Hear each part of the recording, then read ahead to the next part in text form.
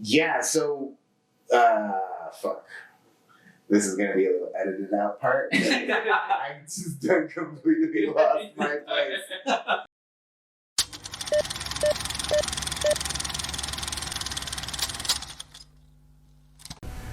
Hey everybody, thanks for joining us again. We have a special treat today. We're sitting here chatting with our good buddy, Joon the Goon. Super talented man of many different art supplies. That's true. Man of many different art supplies. Guy who's got his hands involved in a lot of different things. Muralist, comic book artist, illustrator. What kind of artist do you really consider yourself, Joon?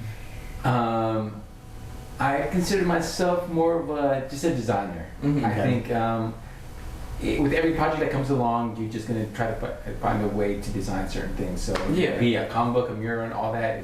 We're all designers. Yeah. But I mean, I don't know what you know how to answer that. You know, because I am a muralist. I am. Yeah. So it's kind of hard to put myself in the box, right? Yeah. So, Well, nobody wants to be put in a box. yeah. It's very tough, like being able to, draw upon like painting, illustrating, drawing, graphic design, and all that kind of stuff, and really just what really encompasses all that. And it's kind of like the blanket statement. Yeah, I'm a designer, but like, what really does that mean? I you know what? I think I'm not sure I'm gonna answer that, but you get to a point where you've done all the regular shit. Mhm. You know, you've done the 9 to 5. You've done all these illustrations for other people. You get to a point where you just want to start doing your own shit. Yeah. So you start pushing other things away. Like, you know what? This gig might pay well, but it's not on brand with what I'm doing. Yeah. So I'll push away. So Yeah. I think it's about getting to that point. Yes. So that being said, what is it that attracts you to a project? Like what is something that gets your juices flowing that makes you go, okay, I want to stop doing whatever I'm doing right here, jump on this, and then jump back or whatever. It's creative freedom. Okay. Like, no one tell me what to do, what concept, no cheesy shit that they want me to do. I pay So my I want you to dues. do I pay it my just dues. like this. Yeah. I paid my dues, and I'm like, it just sounds like a bad idea. I'm like, oh fuck, am I chasing a paycheck or am I doing something for myself? You know. Good. Okay. And at this point, it's just like I really just do something for myself, even if it's just me paying for it. You know what I'm saying? Versus someone asking me to do a shitty mural or something like that. I'm like, oh, I really do my own thing. You know. So do it's about you like that. taking on more challenging jobs, or just more jobs that generally express yourself and like? As an artist, as an illustrator, I try not to say no to any gig, you know what I'm saying? It's just like, fuck it, you know what I'm saying? Yeah. But, yeah, like I said, Yeah. time, when you start getting really busy, that's when you actually could choose. Like, you know what, I'm passing on that. You know, I'm doing this. I like that concept, but dude, I gotta do this easier thing. I got so much stuff on my plate. Yeah. This one doesn't have me outside in 108-degree weather. Oh, I know, dude. Painting on a On wall. a scissor lift that's gonna get taken away at the end of the day. Yeah. So I gotta That finish does wear you now. down, man. That does wear you down. I'm sure, dude. So that's definitely one of the tough things in general about murals, which that's honestly the first way in which I knew you, as I've seen some of your artwork around on some of these murals and stuff. Is there anything like particularly challenging about murals, or is there something about the freedom of a mural? Like, what is it about a mural in general, like a mural project, that really attracts you?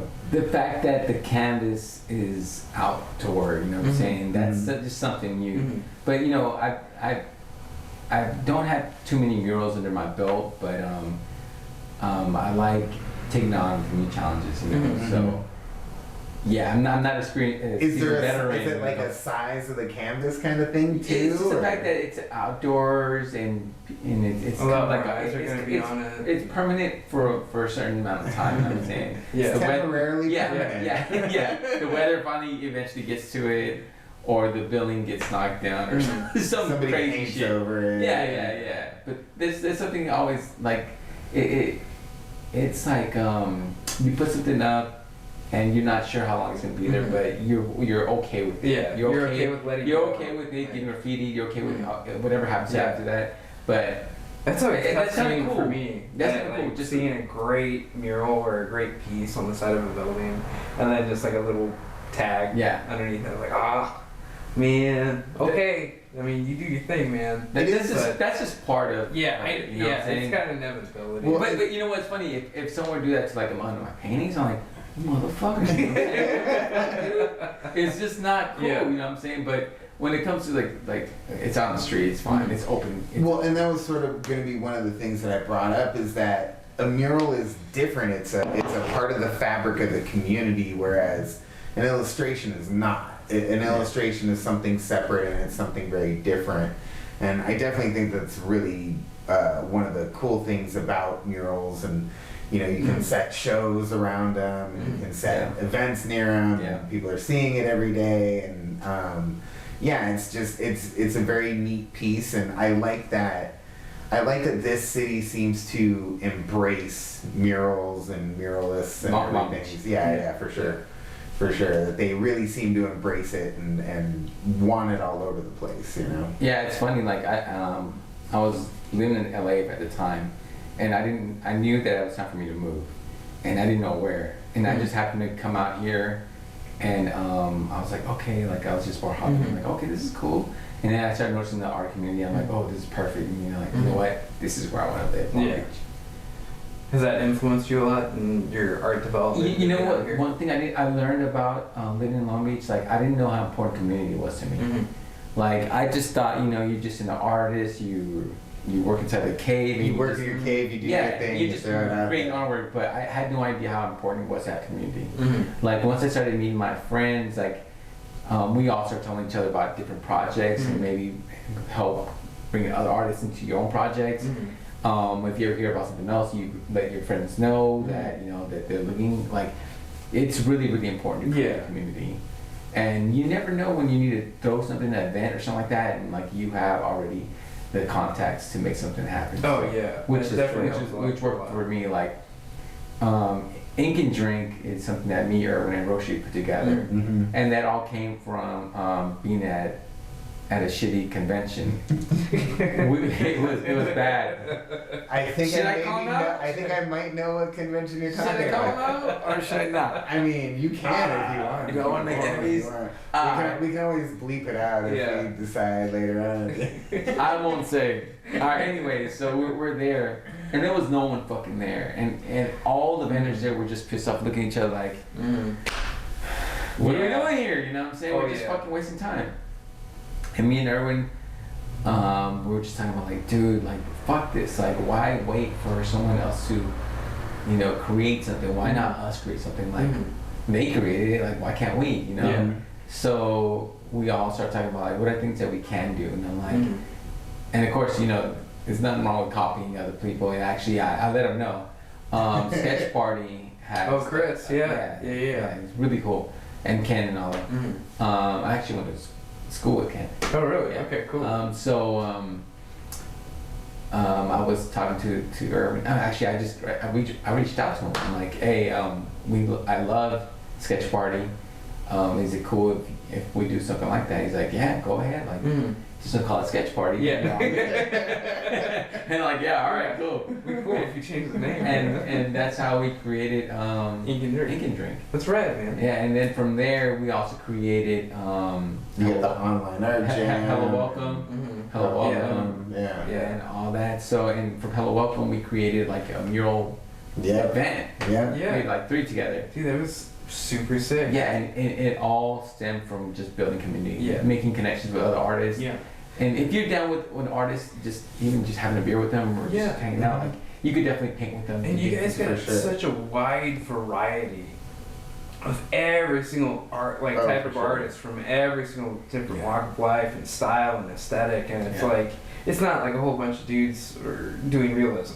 No. It's like every single little different type of take and like some heavy on line work, some only on shading, no lines at all, and it's like it's super cool to see that kind of like in one little group. And that was like the one thing I want people to walk away with from this interview is build your community. Yeah, it's like, and you just really don't realize how important it is till you start really like building and getting invited to things, and that's really Well, and I mean, if some people it's harder for them to build a community, but definitely look for one because there's all kinds of things around. You just gotta kind of do some digging and even going to the gallery, your local gallery, and seeing whatever artist goes there, tagging them, and meeting friends from there. Like it all, you want to be inside the network. You want to try to somehow get yourself in there, even with Secret Wall. Like you just if you're not a Secret Wall artist, just like go to Secret Wall events.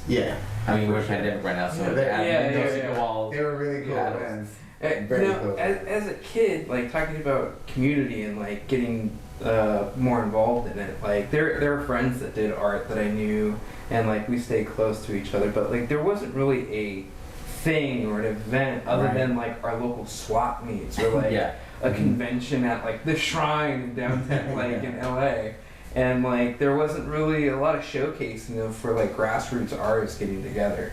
Do you think that's like important to like keep that going on strong and accessible for everybody? I think so. It's like if you're not being invited to the things you want to be a part of, why not create it yourself? You know what I'm saying? Like why wait for a gallery to hit you up? Fuck it. Just do a pop-up shop and invite a bunch of friends and make an event out of that shit. It's like times have changed. You don't have to wait.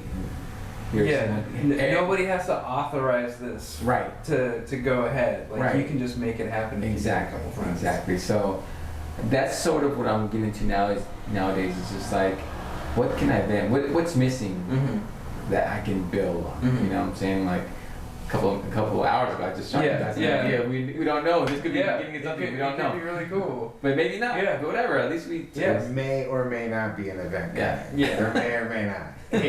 I'm all about it. We're all about it. We're trying to make it happen. So well, so speaking of events and community and stuff like that, how has your community influenced your art style? I don't think it's really influenced my art style. Well, maybe just being around other artists, you get inspired. Like you see their work ethic, you see what kind of work they're producing. Like, oh shit, man, they're not grinding hard. They're not sleeping. They're not grinding. I mean, they're grinding. So I'm like, you know what, I got to do the same. So that actually is one thing that like does inspire me. Like just seeing other people work, and I'm like, shit. What's that saying? Steel sharpens steel. Like iron sharpens iron. Iron sharpens iron. Like you keep on like. You benefit from each other and like the grinding of like you're doing your best and that cause the other person like, oh shit, I gotta kill it now too. If you surround yourself with negative people and just lazy and it's just like, dude, you're gonna be lazy just like them. You know what I'm saying? But if you surround yourself with other artists that inspire you and are constantly working like shit. You don't want to be a weak link. So who are some of your contemporaries that inspire you? Oh, my homies. Wait, I don't want to name them all. So you don't want to miss one like, dude, what the fuck? Yeah. Well, then you can hold it over their head and just be like, work harder, inspire me. Okay, for sure, everyone, hello, welcome. That's pretty encompassing. That's pretty great. That's hello, welcome. Big. That's a big, strong. And I'm not sure where hello, welcome is right now, but it was when we first created hello, welcome. That's pretty. Cool. I'm not sure it's still a thing, but whatever. It could be. Hey, I mean, Wu-Tang started that way. And might be. They all had like some awesome solo careers. And they all came back and killed it again. We might need our Triumph album, right? They all come back together. Hello, welcome, the return. That would be cool. The 36 chamber. I like that. Can you please just do a whole Wu-Tang theme? Oh my god, that would be awesome. Oh my god. I do love Wu-Tang. That'd be something. That'd be something else. Well, what other artists outside your friend group or at least your community that like immediately? Well, like I'm like it's funny when the pandemic hit. We all kind of like started like I don't know getting to whatever comforts us the most. You know what I'm saying? And for me, it was comics. It's like I've always been into comics, and it was just a good place for me to just like finally read all the comics I have and go back. So like right now, I actually stepped away from like doing murals doing a lot of those illustrations, and I just started kind of diving into comic books. Yeah. And I'm glad it happened, dude. Yeah, man. We do have something cool coming out here very Pretty soon. There's a fun little sci-fi thing in the works. So It's always been a dream of mine, and I didn't know if I could ever do it. You know, when it's hard. It took some convincing of you, dude. You said yes, and then like ghosted me on it, hoping I'd forget. You know what? In my mind, I was like, maybe he didn't want to do it anymore. He was joking about it. Both of you guys were like sitting like, he's not talking to me. Like, he's not talking to me. I was like, oh, maybe he just offered and he regrets it. No, man. It's just you know, this is the mind of an artist, man. It's just a constant regret, man. Dude. Not regret, not believing in yourself. It's Like, a self-confidence battle. Well, all it the time. really is. I chalk it up to like your eye for art and understanding art and perceiving it and like understanding all of its complexities is like so high that you actually understand like where your own personal level is at, because you actually are able to understand like all the pieces that you've ever seen. Mhm. So you immediately judge your piece on that whole criteria of just like, well, you're not like that guy, like Kim Jong. Right? Yeah. It's exactly Like, that, dude. It's tough. It's really tough, especially like being immense and all the Right, time. and you see the masters, like the master comic books or master artists, I'm like, Yeah. damn, they're there. Look at my shit. It's nowhere near there, you know what I'm saying? But then you gotta think about like, oh fuck, they've been doing it for 10, Yeah. 15, 20, 30 years. Yeah. You're like, oh, it takes a while to get a master. You don't just wake up to be a master. Crappy Like pages. one of the things that I thought was hilarious when like your artwork was coming into the email, I was like, he's getting better every page. Thanks, man. He's probably gonna have to redo some of this I know. stuff. And then he got the email like, Yeah, no, I'm I'm gonna not redo redoing it. I'm gonna those redo first all four this stuff. pages. Yeah. And it just kept on getting better and better and better as the pages went on, and it's almost, you can see like the journey of growth of like your first dive, like your first panel setup and everything like that, and like closer to the end of the book, you're crazy angles, really great dynamic posing. Yeah. Like it's super rad to see. Thanks. Yeah. And even then, I still could go back, you know what I'm saying? Like, you know, It's never done. It's Yeah. never done. What is it? A piece of art is never finished. It's only abandoned. You just have to that like is true, dude. let it go. So, Otherwise, I mean, I'm also waiting on like another comic book. Didn't you and Erwin Yeah. do something? But you know, it's hard for us like, when we're doing it ourselves. You know what I'm saying? Yeah. Like, we have to, you know, get jobs and just finish those. And you know, working with you guys it's cool because it was like you guys were all like paying me to do it. Yeah. So it's a little bit more difficult to just find our own time. But we started this project. It's called. I'm blanking right now. is it the beer? The Doomsakers? It's called Doomsakers. I know the name of the project. And it's funny, it all started with me and Erwin talking about how this project is cursed. Okay. I forgot how, but I'm like, he's like, it's just cursed. Like I forgot the context behind it. He just says cursed. I'm like, damn, cursed. All right, I think we gotta use that word somehow. And I'm like, all right. And he's like, the whole point of this comic book was I draw a panel, he draws a panel. Or I draw 3 panels, and then he draws 3 panels. So it goes on. I don't know what he's gonna draw. He doesn't know what I'm gonna draw. But you just have to vibe off each other. But doing that, 3 panels, you lose track, and like if it were up to me, I could do like maybe like like 9 panels in one day, you know what I'm saying? But now I have to wait for him to finish, and then it returns. It's like you lose momentum. Yeah. You lose momentum really easily. So we got to a point where we're like a quarter of it done. I'm like, Erwin, fuck this. This is taking way too fucking long, dude. So what I did, I just drew out 3 panels each. I drew it all out, and I'm like, Erwin, you have to fill in the gaps. It just took forever, dude. I'm like, fuck this. We're never gonna finish. So it's just like a hallucination every 3 panels. It's just kind like, of. what the hell is going on? And he's gonna kill it. I saw some of the stuff he posted. I'm like, all right, it's. Oh yeah, like. But it just takes forever working that way. If we were in the same room and we all like penciled it out, it would make sense. Yeah. But it's just taking forever. Like, yeah, nobody has that time anymore No. these days. It's just like I can't hang out for 8 hours and just be like, here's the paper. Let's all wait and grab a snack. I did my side in 3 days. You know what I'm saying? Like, yeah, 3 days. Like if I would have waited for this process to work, it would have fucking took like 3 months. You know what I'm saying? It's already 3 months. But when it comes to the title, you know, it started with Curse. I'm like, all right, I need a cool name before that or after. I'm like, and I'm like Doomsday. I'm like Doomsday Curse. It has a good sound. Yeah, you know what I'm saying? It's all dude, like, that is sick. yeah, and I can't wait. I think it's pretty cool. Like what we said, it's gonna have no actually no words. No words. plot. Oh, so just No words. all okay. That's cool. No That's words. cool. So it's all like just body language and expressions and all that shit. So I think people are gonna read pretty fast, but whatever. I mean, Well, I mean, it's a comic. I can- like everybody reads. I can comics totally these see days. that. no, And but like, sometimes when I read comics, I take my time. Like I'm looking at the art, and I'm like, I'm stuck. Sometimes I won't even.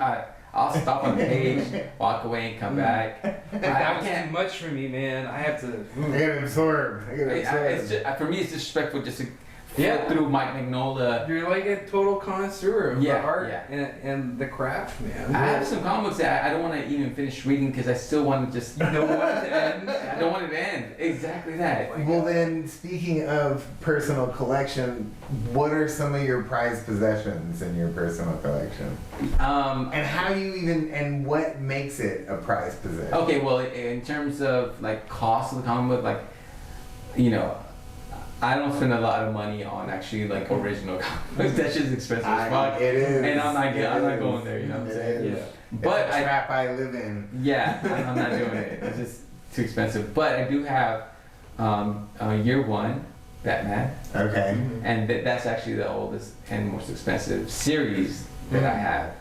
You were there when I bought it. I believe I got the Watchmen at the same time. But the books that I love reading, Watchmen, of course, is my number one. I recently read Monsters.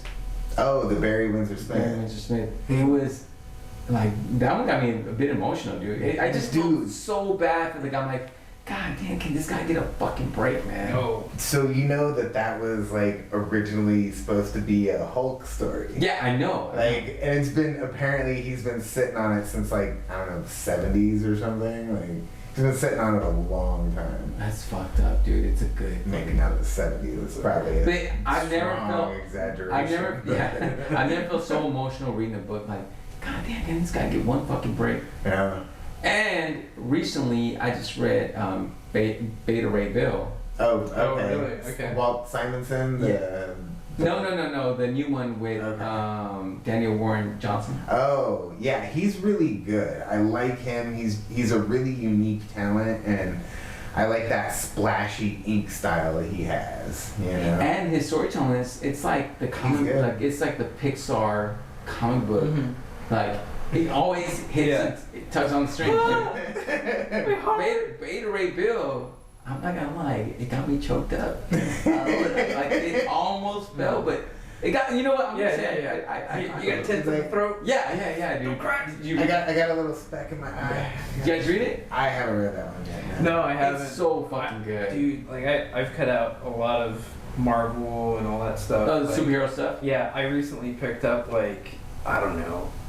$600 worth of like Viz comics from the 90s. Oh, and like, dude, it's like, oh yeah, I am totally influenced by all this when I was a kid. Yeah. Like, I need the Tank Police from Dominion. That was like a precursor to the Appleseed and all that stuff. Like, it's so bananas. But like, if that Beta Ray Bill story is like kicking, like.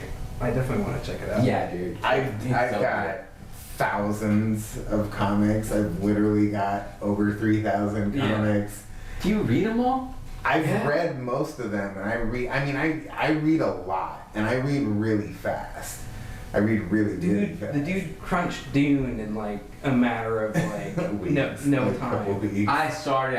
I'm still like on. He's He's read it multiple times. Yeah, I like, read it and, multiple like, times. Like, Is it good? Do you recommend it, dude? Because I like it. sucks so far. Like, oh my god, damn, get to the point and okay. stop saying all these random weird names. Like, who cares about planets, So, genres? here's- okay, I will Dude, tell you don't this. give me all this fucking dialogue. Just tell me a goddamn story. I will dude. tell you this. I have to go in the bag and read what the fuck. The very first time I read Dune, I wasn't that impressed. I Okay. was like, okay, whatever.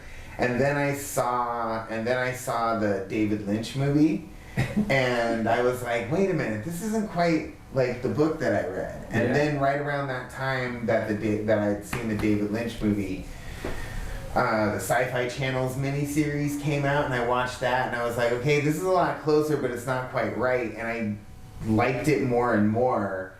And then I went back and reread it, and then I sort of see what I think is the brilliance in it all. It took me a while though. Like, the main plot is looking for spices.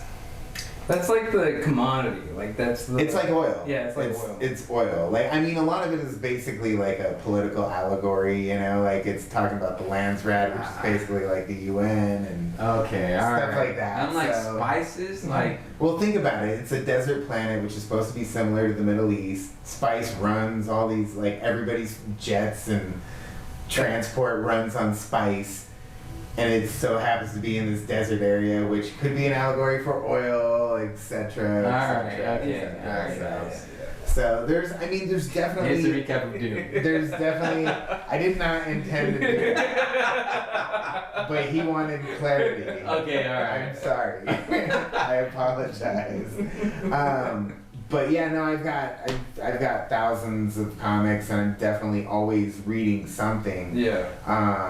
But yeah, I'm jumping back around. Honestly, to be honest, I'm actually reading a lot of old DC stuff right now, because I don't know what it was, but when I was a kid, I just had this impression that DC Comics sucked, Yeah. and that they were a ripoff of Marvel Comics. That was just the impression I had, and I never really owned very many, and I just never really read many DC comics. Well, the good DC stuff, like anything by Frank Miller, anything by like the Legends, is like. But see, I had only ever read some of those standalones, like Year One, Yeah, like yeah. The Dark Knight Returns and stuff, and so I don't know where I got this DC bias from. I think it came from Wizard Magazine, from growing up in like the 90s and being super into Image and Marvel, and all these guys were ex-Marvel artists, not DC artists, but ex-Marvel artists, and DC always just seemed terribly behind Image at the time. I don't know, I think that that's where that came from. But I'm going back and I'm reading a lot of these old DC comics, like even Golden Age, Batman stuff, and I'm like, oh, these are a lot better than I thought they were. So I'm kind of impressed with DC. When did you start getting into comics? You know what? It was always something that was always there for me. Like, you know, I was always into drawing, and just seeing a book with a whole bunch of drawings grabbed my attention. Was there a particular artist that you like aspired to be as a When I started really getting into it, I would say it's gonna be Todd McFarlane. kid? Todd McFarlane. Swan, man. Okay. He Yeah. caught everybody. He caught everyone, dude. He caught everyone. Yeah. It was just around the time when Spawn just recently came out, and I was The TV show or movie? the comic book. Oh, the comic book. Yeah. So we're gonna say 93, right? Mm-hmm. 93, right? Early 90s, yeah. Mhm. 90s, yeah. So that cover just got me. Like I'd buy comic books every once in a while before that, but like when I saw that, I'm like, all right, this is it. This is fucking cool. Mhm. So that was actually That was the I'm like, gonna say- oh my god, Yeah, this yeah. is rad. that was it. Yeah, I mean, Todd McFarlane definitely he definitely figured out his formula. Yeah. And Yeah. now seeing it as an adult, it's like, It doesn't quite hold up. no, it doesn't hold up. It doesn't- Stories.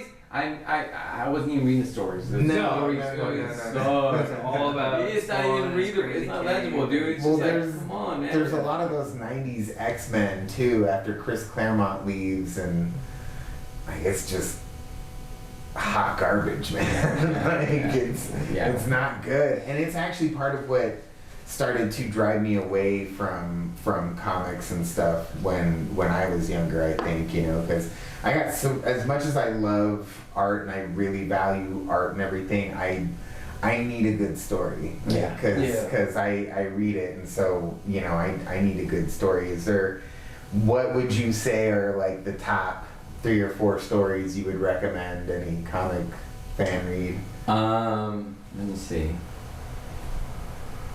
The top ones. I know it. I mean, Even you know, the same way people say Pet Sounds is one of the greatest albums of all time. yeah, I know. And when you hear it, you're like, at first time you're like, really? Like, this is better than at the time Wu-Tang? Like, oh, Wu-Tang way better than this song, this album. Eventually you start hearing it and you're like, okay, I can kind of hear it. Like, and then once you start hearing like all the like the background music behind it and how it's choreographed and composed and all this, I'm like, oh shit, like you never heard some shit like this before.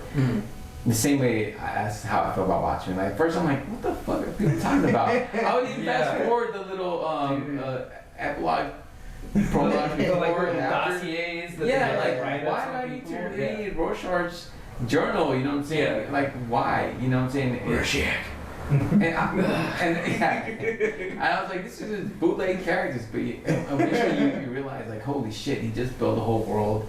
You saw it from the beginning to the end, and it has levels and layers that are deeper than what you're even seeing. Like, there's much more to translate, even with just what's being said. Oh yeah. So that was really influential, dude.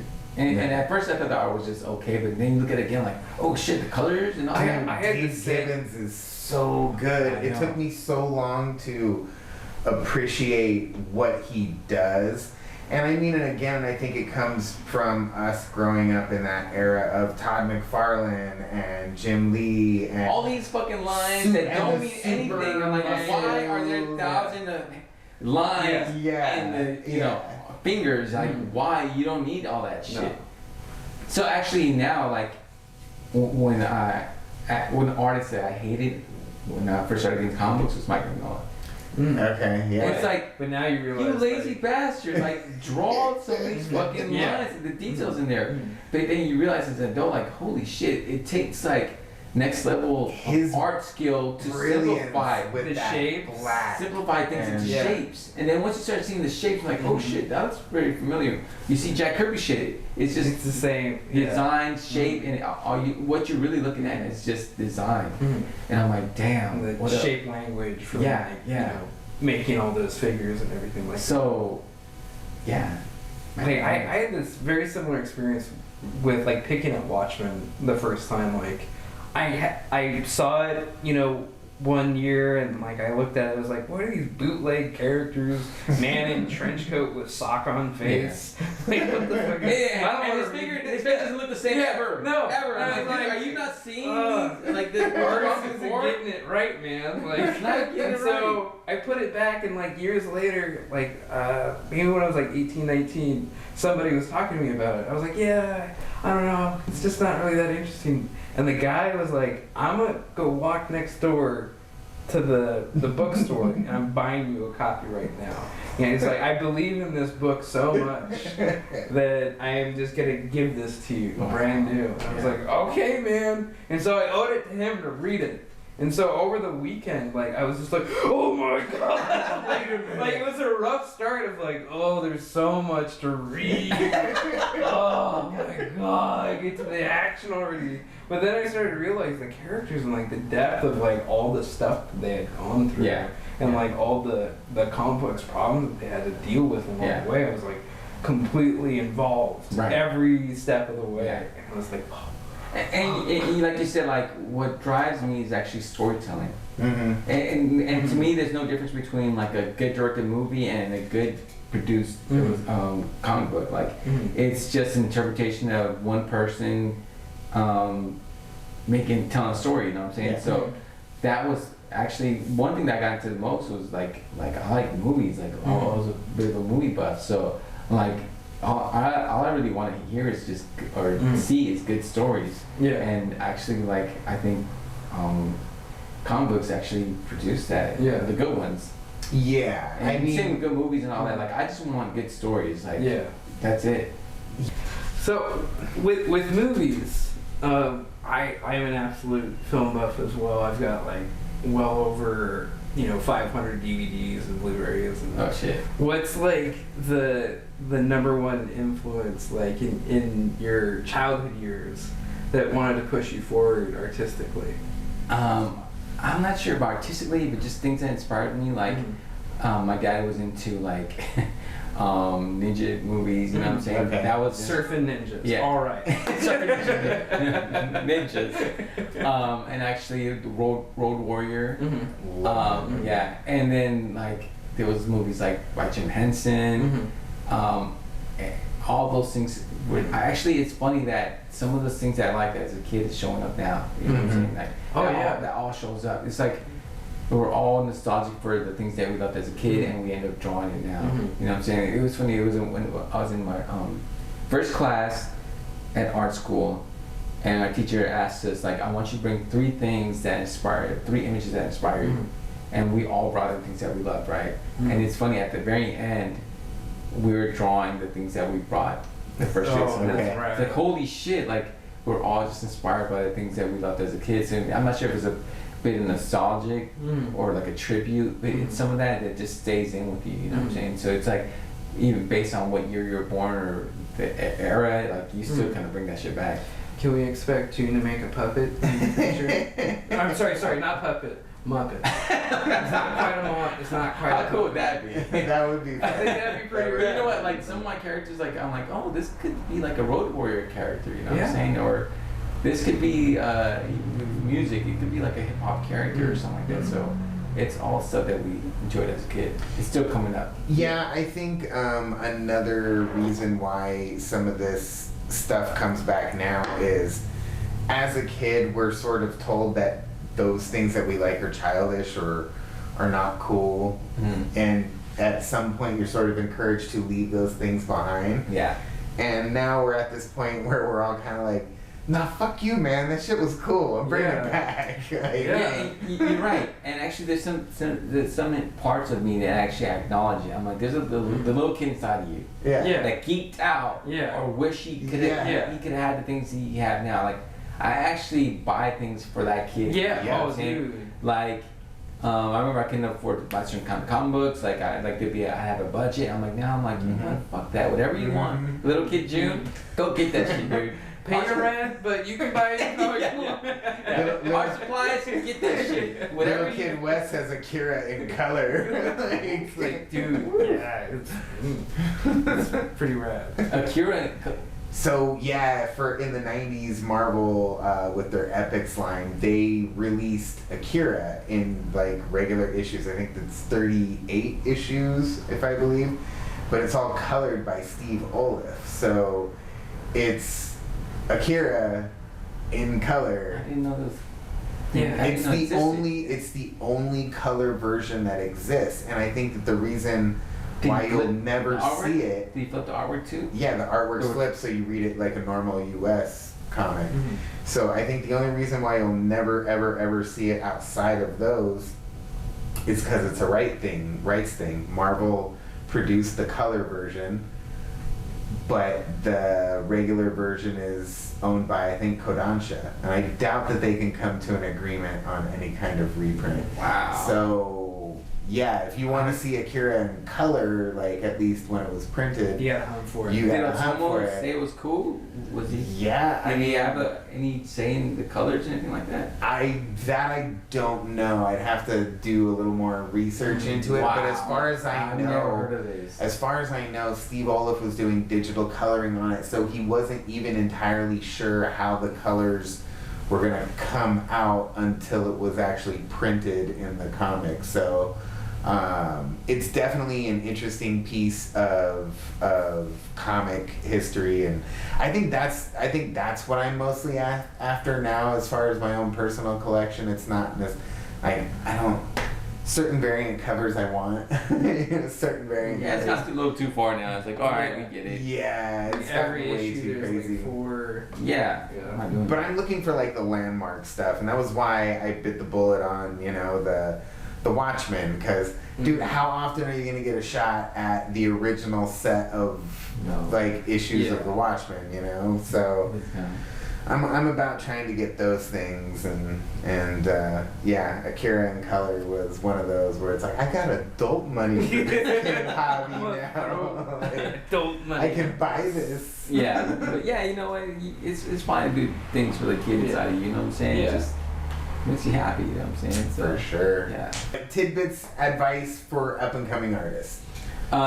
It depends what niche you want to get into. Niche or niche? It works both. Tomato. Alright. It depends whatever niche you want to get into. Niche. I think niche sounds better. Anyway, niche. Be around it. If you want to be a muralist, be around the, like, if you just so happen to be in the LA area, like powwow comes every year. You can volunteer and just see how artists work and just get into it. It's sort of like I was saying, just get into community. Like, like let's say you want to be a gallery artist. Go to that gallery all the fucking time, meet the artists there and ask them how they got into it. So whatever thing you want to do, that's weird. That's a beer word. Sorry guys. Can we edit that out? Anyway, whatever thing you want to get into, just get into it. Like, see what everybody else is doing, and envelop yourself in it. Be about it. Yeah, and also, like, I might be repeating myself again, but like, if there's something that you want to do, just do it yourself. Like, fuck that. You don't need permission from anybody else. Just do it yourself. Yeah. I think that's one thing that, like, there's so many times where, like, I remember when I first started out, like, I'm waiting for these galleries to hit me. I'm like, dude, my shit's ready. Like, maybe in their eyes you're not. Yeah. But doesn't mean like you can't show work. You know what I'm saying? It doesn't mean you can't be part of an event. Yeah. It doesn't mean people can't find your stuff and love it and want it. Yeah. Yeah. And that's sort of what we did with Hello Welcome. Like, like we found someone that had walls. We're like, dude, we know the artist.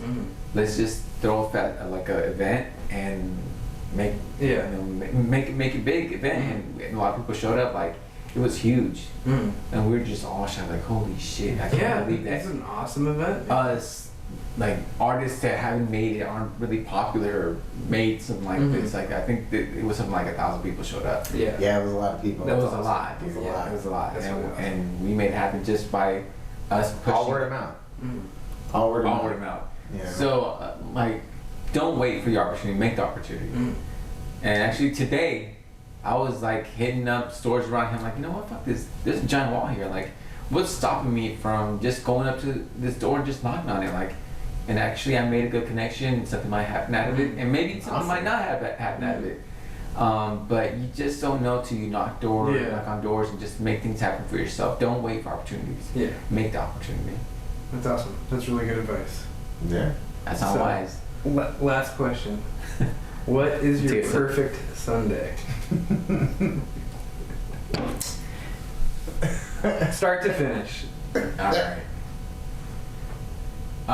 That's deep right now, because you know it's funny. Like, this Sunday was one Sunday that I had fully open. Like, I did art all day, and my fiance happened. Ashley, shout out to her. Ashley, hi. I love you. In case you're watching this, love you. Hey, Ashley.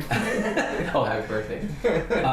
So it happened that she was out, and I had a whole Sunday to myself. And it was painful. It's just like I don't know what to do with yourself. I didn't know what to do with myself. I was doing art, but after a while, I just couldn't push myself. I had no motivation. I'm like, God damn, you've been waiting for this moment all the time. Like, you've been waiting for your calendar to clear up, and you just have too much time. It's almost like the Twilight Zone episode where Homeboy has. Yeah, the glasses, right? He's like, oh, finally all the people are gone, and fucking breaks his glass, like, shit, you know what I'm saying? So that was almost like what it was for me. Like, I had all this free time, and you don't realize that you need some of the distractions in order for you to get recharged, in order for you to come home and just kill it. You can't just be home killing it 24/7. You need to be away for you to know how much you miss it. Breaks in those routines. Yeah. So. But actually, and that also reminds me of the one scene in A.K.A, right? Okay. It was what was like your perfect day, and for him, he wanted to relive one day with his mom, Mhm. and it was just a normal Sunday. Like they just played, took a shower, and then went to sleep, and that was the perfect day. You know what I'm saying? I think Yeah. about that sometimes. I'm like, you know, maybe the perfect day isn't the day that's all planned out. You do Yeah. a bunch of events. It's the days that you're just not doing things with someone that Yeah. you love. You know what I'm saying? So, Yeah. it's the unplanned things that actually you care about the most. You know what I'm saying? Yeah. When you're not trying to make a big event out of it, you're not trying to surprise anyone with a birthday or do anything like that. It's like maybe just having breakfast with mimosas with a loved one, maybe just watching a movie, and that was it. You know what I'm saying? So it's just like when you want to relive something like something spectacular, maybe it doesn't have to be a big moment. Maybe it could just be like just Probably comes out of a quiet moment. Yeah. a quiet So moment. Almost like a mundane, Yeah. kind of like this might happen every other Sunday, but in this Sunday, Yeah. it's perfect. Like sometimes I think about me and my siblings who are older now, but I remember just this one time when we went to church. Like we hated going to church and all that, but sometimes just think about how cool it was, all of us sitting together, and how much we hated it being there. I kind of wish I could just relive that moment once again, how tight we all were, and I think about the times that I want to relive the moments that aren't that spectacular. It's just a day in the life, and those are days I miss the most. It's like I wish I would acknowledge how I'm going to think about this moment in 10 years, 20 years from now. You know what I'm saying? So it's the quiet moments that aren't perfect. Yeah. So So a Sunday full of quiet moments. That's so beautiful that you say it just like that. And Yeah. it's it really makes sense. It makes no, sense. it made yeah. perfect sense. It was just like, you know, it really doesn't have to be, you know, fireworks in the air or just like, oh my God, I made you 1,000 pancakes. No, it's just like, you know, I woke up today, had a cup of coffee, and talked with my girlfriend and hung out. Yeah. Maybe did laundry, and then we went out for a walk. And Yeah. that was like the best day ever. Yeah. Yeah. Like that's pretty cool. Yeah. Yeah. Awesome. Cool. Well, shit, man. Yeah. Hey, thanks very much, June, for having us here in your space. It's an awesome place. We're definitely gonna grab some footage of it and show it off to some people and stuff like that. But again, yeah, man. Thanks for having us. Thanks for chatting with us and giving us a peek into some of your inner workings, man. And I want to speak for the art community. The things that you guys are doing for us and just the community, I love like everything you guys do. I truly support, and I got your back on whatever you guys are doing because you guys are authentic and you guys are creative and you guys are doing really fun things. So like, you guys are an artist's dream of someone to work with. Well, thank you very much, man. that's That means awesome. a You guys lot, got street so. cred, man. Yeah. That- Like that means a lot. everyone out there like wants to work with you guys, man. Awesome. You guys have built a good rapport and good street cred, man. Awesome. Community, baby. Hell yeah. That's what it's all about. So Said. Come find us. we're Wanna all work over with the you. place. Send us We'll work with your you. portfolios, man. So Let me look at that art. awesome. Well, thanks again. Yeah. Appreciate it. All right. See ya.